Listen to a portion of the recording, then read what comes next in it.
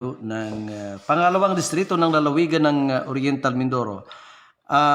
Importante ho, napakahalaga yung pong panahon na meron po tayo ngayon para ho kahit papano makapagbigay po ng impormasyon ng ating mga kababayan dyan ho sa Segunda Distrito sa kanyang nasasakupan. Una, Congressman, magandang araw po sa inyo. Kumusta ho kayo sa kabila ng marami pa po kayong trabaho sa Kongreso na napapanood ng ating mga kababayan yung pong mga pinag-uusapan sa Kongreso sa panahon pong ito, Congressman? Well, sa ngayon alam mo na, puro Christmas feeling na eh. So, laging Christmas is in the air na. Kaya hindi na masyadong pero ang dami pa rin trabaho. At ngayon, puro Christmas party, kanya-kanyang grupo, kaya busy-busy na. Ang daming mga meeting, ang daming nagsasabay-sabay, kaya ano pa rin, busy-busy pa rin. Pero ganun pa man, tayo naman hindi nawawala ng panahon para sa ating mga mamamayan dito sa ating lalawigan ng Oriental. Napapanood po ng ating mga babayan yung bawat congressman sa iba't ibang committee. Lalo ngayon, yung pinag-usapan ngayon, yung tungkol ho dun sa ako matatawag kong iskandalo sa Kongreso dun ho sa travel expenses na iniugnay ng isang mamahayag kay Speaker ng Kongreso. Pero ito ho ay bahagi ng transparency kung tawagin. Kayo ho doon sa committee nyo, Congressman, kumusta? Well, okay naman Marami kaming pero alam mo, kasama sa politika yan Dahil alam mo naman ngayon, may mga nagbabangayan. Kaya kanya-kanyang silip yan. Pero so far, okay naman yung okay naman yung speakership ngayon. Hindi naman na yung sinasabing ganong kontrobersyal, Yung may sinasabi baka raw magkakudita doon sa Kongreso. Wala yon. Ano lang yon, all talk lang yon. Yung solidong posisyon ng Kongreso kay Speaker, kumusta? Ay, malaki. Maraming kakampi kay Speaker. Kasi talagang ganun Siya ang nakaupo ngayon at yung kabila parang hindi naman ganun hindi na ganun karami. Na kakaunti na lang nabawasan. Kaya palagay ko hindi na kayang Opo. Yung dalawang isyong pinag-uusapan dito, yung bangayan ho na makikita sa Kongreso, ito'y sanhi doon, ito'y nag-umpisa, ako ho naniniwala, ito'y nag-umpisa doon sa pagtapyas, pagtanggal ng Kongreso doon ho sa intelligence fund sa padalawang pangulo ng bansa, Congressman? Oo, totoo yan. At pati doon sa DepEd. Kasi talaga namang wala naman talagang dapat na intelligence fund yung mga ahensya ng DepEd at saka yung ahensya ng Vice President. Hindi kailangan ng intelligence fund doon. Kaya nakakapagtaka. Tapos yun na nga, hindi naman nila maipaliwanag saan nila ginamit. At yung pinagamitan hindi naman ubra doon sa intensyon ng batas na intelligence fund. Kaya talagang mahirap mo ipaliwanag talaga yan. Magre-recess ho, wari, ang Kongreso, middle of December pa, Congressman? December 15. Opo. So, may mga nabibinbin pa ba kayong mga dapat tapusin sa committee nyo, Congressman? Wala naman, mga bills on third reading, meron pa. Pero next week, tapos lahat yan. Opo. Sa second district ho, kumusta? Dahil sa ngayon ho, mayroon tayong tinatawag na kanina, nabanggit yung sa ASF. At ito naman ho, nag-origin sa second district sa isang bayan dyan, tapos napapunta ho rito sa first district. Kumusta ho ngayon ang usaping pagbababoy sa inyo pong distrito, Congressman? Well, alam mo, problema pa rin yun, Kasi sa ngayon, marami nang hindi nagre-report ng ASF. Pero nakukuha naman ng Kaya lang, ang problema ron ay hindi na nila nire-report ngayon dahil pinapatay lahat ng baboy ang nagkakasakit lang naman 15 to 20%. So, kawawa naman yung mga ikakal mo lahat yung baboy, papatayin mo lahat ng baboy. So, nalulugi yung mga Ang dapat na ginawa dyan, na ipinaglalaban namin, kasama ko si Congressman Briones, na dapat bayaran yung mga baboy man lang. Ibig sabihin, kung ikakal mo yan, bayaran mo. Kahit na 8 hanggang 10,000 siguro para makabawi-bawi naman. Kasi, ang laki ng ginagastos. Kaya yung iba, talagang nagpapalusot na lang, dinadala kung saan-saan. Sinecheck lang nila kung may tama, kung wala, nilalabas na nila. So, ganun na nangyayari. Tinatago na lang sa DA kasi ang bagal din naman kumilos ng Bureau of Animal Industry. Kaya nagkagano. Kaya nga nung minsan ako na ano ko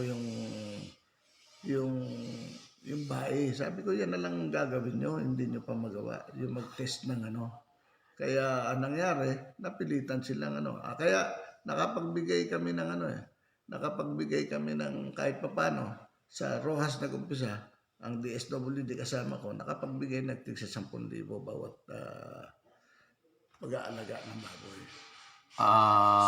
Galing ho saan ang funding? DSWD. Meron kami mga pondo kasi ron, inilalaga lang namin. So at least na nakatulong-tulong. Kasi doon nag-umpisa yun sa Rojas. Pero ngayon, alam ko, meron na rin sa Bungabong meron na rin sa... Kaya at saka ang daming nakal doon sa Rojas. Ang Department of Agriculture, so sa pangkalahatan, anong reaction dito? Well, palagay ko ang problema yung pera Yung pera. Saan kukuha ng pambayad?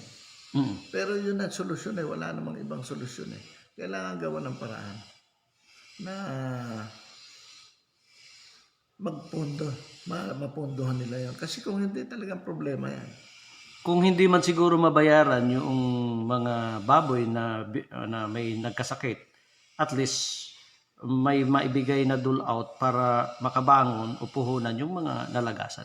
Yun na nga ang ginawa ko rin sa bayan ng Rojas. Oo. Pero hindi sapat yun paano naman yung mga malalaking magbababoy na daan-daan ng pinatay na na kasi nauna yung Rojas pinatay na ng pinatay kagad yun Opo. Parang hindi masyadong napag-isipan yung policy hindi nila naitama So, nagsuffer talaga yung mga natin. Hanggang ngayon, nagsasuffer. Buti na lang yung Nauhan, nagawa ko na ng paraan yun kasi lumapit sa akin yung presidente ng rin doon. Ng association. Association, ng hog raisers. Opo. Nabigyan sila na ibalik yung RAS nila. Pero, alam mo, may limit lang yung aming maitutulong din Hindi naman pwedeng sa amin manggaling. Dapat yung DA mismo ang kumikilos. So walang commitment pa ngayon ang Department of Agriculture sa problema ngayon? Dapat dapat talagang na-check nila yan Dapat talagang, yung bang ang importante lang dyan, yung matest nyo na matest mga baboy. Kung may tama, yun lang ang patayin. Yung wala nang tama, yan pabayaan na ng mabenta yun. Kasi hindi naman lahat tinatamaan ang policy nila, pagka tinamaan na siya, katay lahat. Ay, sus Maria, baon lahat. Hindi pala katay, baon lahat. Kawawa naman yung Kasi may kwento ho dyan, tunay na kwento at nanggaling ho ito doon sa dating municipal administrator kay Ginoong Bubi Navarro. May 10 baboy, I'm sorry sa eksaktong bilang sabihin salita, may positive sa ESF, pinatay, inobserbahan yung kasama doon sa kulungan, ay hindi nagkasakit, ibig sabihin ay napakinabangan na ibenta pa. So meaning, yung sinasabi nyo na kung ano lang talaga yung positive, yun lang ang i-dispatch so may ang hinaing nila may problema doon sa mga sistema nga sa kung paano ito gagawin. Kasi may alam akong mga sa Batangas. Yung meron dong mga kulungan, lahat yung paligid may tama pero sila hindi tinatamaan. Ang ginawa lang nila, naglagay lang sila ng lona, ng tent. Pinaikutan yung kanilang walang nakakapasok. Mahigpit talaga sila. Kailangan bagong ligo. Pati damit mo, hindi ka pwedeng hindi bagong suit mo. Pagpapasok doon sa farm. Ibig sabihin, pagpapasok ka, dapat bagong laba. Tapos ikaw, bagong ligo. Hindi ka pwedeng pumasok ng hindi. Ba't wala? Hindi naman namamatay. So, hindi napapractice dito yan? Hindi. Hindi, siguro ngayon ginagawa na rin. Ginagawa na. Opo. Sa isang buwan, New Year na. Sa Segunda Distrito, sabi nga natin, hindi lumalayo, ibig sabihin, hindi malayo pagdating sa development, tuloy-tuloy yung nangyayari dyan sa Segunda Distrito. Lalo na ho sa inyong pamamalakad, mga project nyo. Kumusta ho ngayon, Congressman? Wala, tuloy-tuloy sila. Maraming project ang kongreso. Hindi naman ako lang, pati sa first district marami rin. Opo. So napakaganda ng Congress ngayon. Dahil pati yan. In fact, meron sana mga project na nire-request si BBM na ma-realign. Pero hindi pinayagan ng Kongreso. Ang sabi nila, mga project ito ng DPWS na nabid na, masisira tayo. So hindi tinuloy. Ginawa na lang nila ng paraan sa iba kumuha. Opo. Ngayon po, Christmas season na. Bukod doon sa mga Christmas party sa distrito nyo, pinupuntahan nyo. Kayo po, saan ho kayo magse-celebrate ng Christmas, Congressman? Well, ako yung unang Christmas tradition ko, lagi akong nasa Bungabong eh. Namimigay ako ng malulutong na sa mga bata eh. So, tutuloy ko pa rin yun. Tuloy pa rin yun. Tapos, kaya lang, 24, baka, at 25 siguro, baka umalis ako at uuwi ako ng Maynila. Lalabas ka ng lalawigan sa Pasko. Lalabas ako ng Okay. Baka baka out of the country hanggang New Year. Samantalahin yung oras na pampribado naman. Tama, pang pamilya na. Okay. Salamat Kong. Mensahe po. Baka may gusto kayong sabihin sa ilan nating mga kababayan. Well, tuloy-tuloy lang. Tuloy-tuloy lang. Na so far, maganda naman yung nangyayari ngayon. Palagay ko, tayo, nag-uusap kami ni Gov. Bonds ngayon na kumare, wala nang labanan.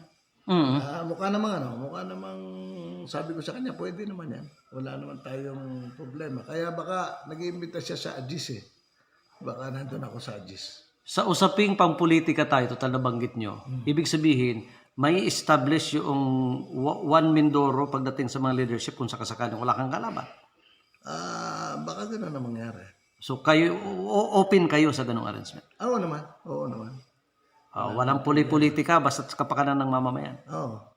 Okay. Yun ang namin. Yun ang usapan namin ni Gov. Bonds.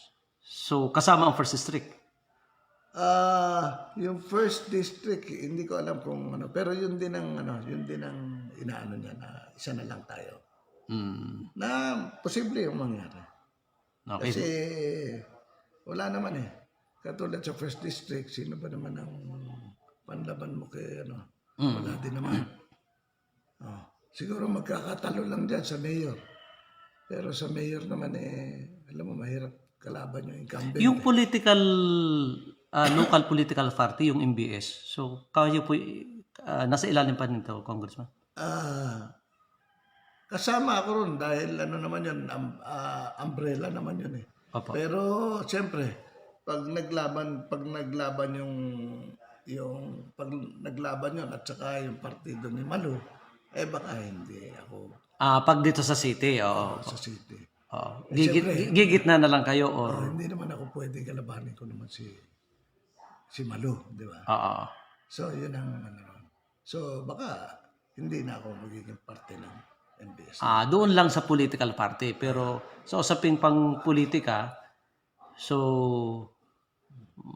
Hindi nga, kasi ang hamon sa akin Bonds, one party na lang kami. Sabihin, isa na lang ang linyada namin eh.